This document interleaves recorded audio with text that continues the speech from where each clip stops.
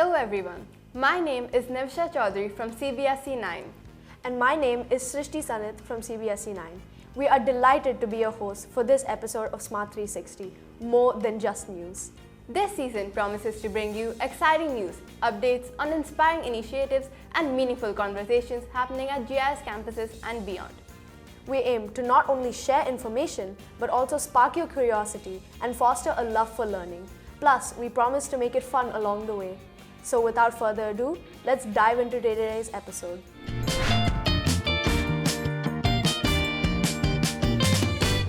Last week, our GIIS Singapore campuses were buzzing with excitement as we celebrated the real superheroes of our lives, the incredible moms. That's right, Srishti. Mother's Day celebration was a day to cherish as GIIS SMART Campus and GIIS East Coast Campus organized exciting activities and competitions to honor the incredible moms. At GIIS SMART Campus, the day was packed with sportsmanship and fun-filled activities. Let's take a look at those action-packed scenes.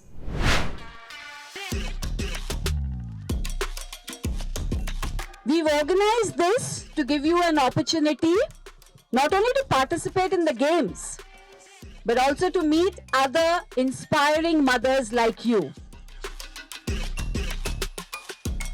We all enjoyed, and yes, all the child or the kid inside us, again we were able to feel it. So thank you, each one of you. And over at the GIIS East Coast campus, the excitement was palpable as moms and their children teamed up for a fun-filled day. Let us watch some of those fun moments.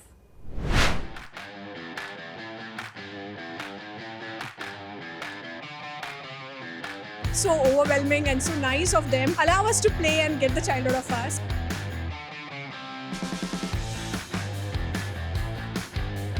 We always have fun, and I have to say it's a well-organized event every year GIIS conducts.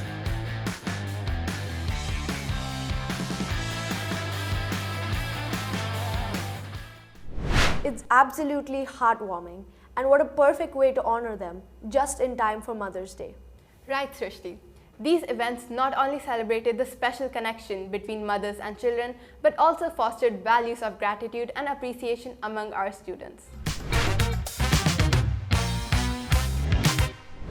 Today, for our Spotlight segment, we're thrilled to welcome a remarkable individual who exemplifies dedication to green initiatives. Please join us in welcoming Padma Rani Srivatsan, an esteemed kindergarten teacher at GIIS SMART Campus whose commitment to sustainability has earned numerous accolades. Ma'am, we are eager to learn about what inspired you to embark on the journey of implementing green practices both at home and within the school community. Thank you, Navisha. This is an important question, and I feel that the initiative started right from my young age, where back in India, where I found out that every natural resource that we have taken it for granted, and I underwent a lot of pain when to get a pail of water, where I had to stand in line for in the midnight at 2 o'clock. So all these things made me think that these are the initiatives that we need to understand and educate the new generation for their future. That's when it started, right from young age. Now, as someone who leads by example, could you highlight the top 5 green initiatives that you've undertaken which can serve as an inspiration for others to follow? I wouldn't say all my initiatives are very important. The first thing is what made me do this take up this initiative was when I was and I came to Singapore. I was just standing in my kitchen, and in Singapore you have I live in an HDB apartment, so down there people come every day to collect your trash. So I could smell the stink in the level 6, so I felt bad for the person who was doing it. Then I just checked with my friend. I said, what to do for this? So what goes in the chute is everything that we consume every day. Yes. Yeah, and I felt that some of the waste that we throw, think as a waste, but all these are natural resources which we can reuse and make something useful. That's when I started my composting in school at Balestier. We started in the school, and it was a very big hit, where all the students from home also, they used to bring their kitchen scraps, and then we had leaves in the school, so we used that and we turned that into gold, black gold, which is the compost. So that's one of the big initiatives. What I realized was all these kitchen waste that we have every day is thrown in the chute. If that can be reused in every home in Singapore, so we reduce the amount of landfill that goes. So that's one of the biggest initiative, I would say. Ma'am, I see you got some stuff for us to show. Could you please show us? I'm sure, I'm happy. See here. See, this is what I said. There's the compost of all the kitchen waste, raw kitchen waste. That means your fruits and vegetable peels, including the flowers that you use for the god. And it turns into manure like this in 3 months' time, depending on the size of the bin. And then when we talk about Tetra Pak recycling, and I said Tetra Pak is made of 3 materials, that is plastic, paper and aluminium. All these are recyclable, and then when we recycle, we get new products like this book and this file holder.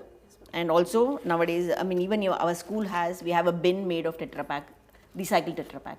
So these are the stuff which I wanted to show you all, so that you understand why we need to take care of our environment and see the resources are recycled in a proper way. Thank you, ma'am, so much for joining us today and sharing your valuable insights and motivating us to take meaningful steps towards the preservation of our planet. Thank you so much, both of you, and I believe that both of you will start practicing few of the initiatives that I mentioned. If you need any help, you can just contact me. So I would love to help you out in this. Thank you, ma'am.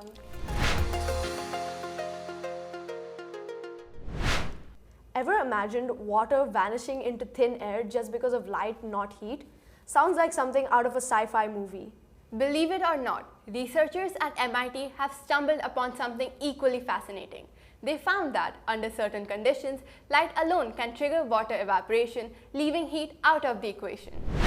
Water trapped within a sponge-like material called hydrogel, evaporating faster than expected, solely because of light.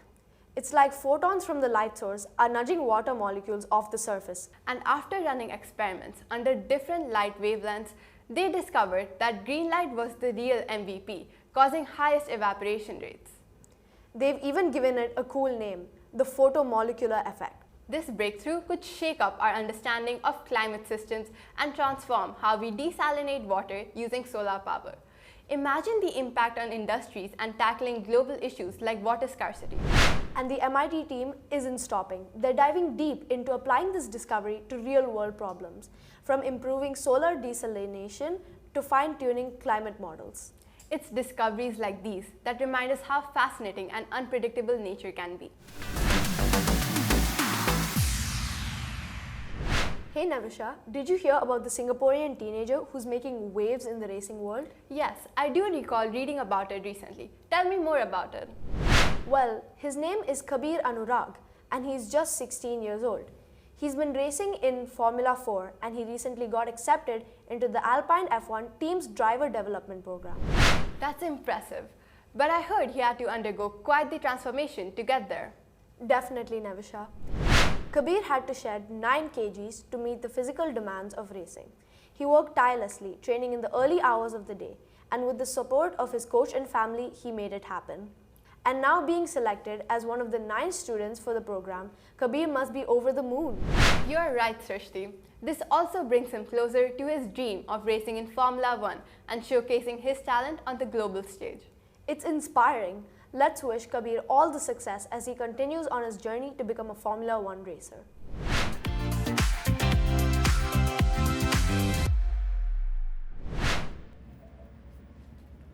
Hello everyone, my name is Samaya Rawat and I am from CLSPHC.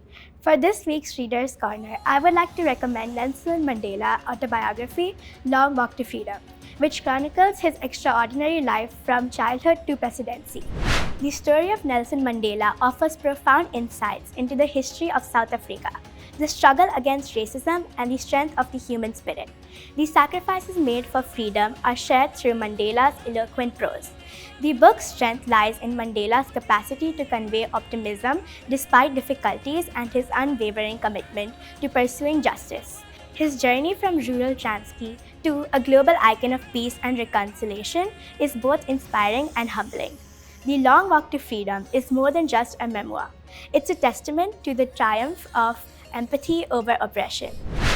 It is essential reading for anyone who wants to understand the complexities of South Africa's past and Mandela's legacy as a symbol of unity and forgiveness. So viewers, with this, we have come to the end of this episode. Stay tuned for our next episode, where we will be delving into fascinating updates from our campuses and delivering the freshest news from across the globe. Until next time, this is Srishti And this is Nevsha, signing off.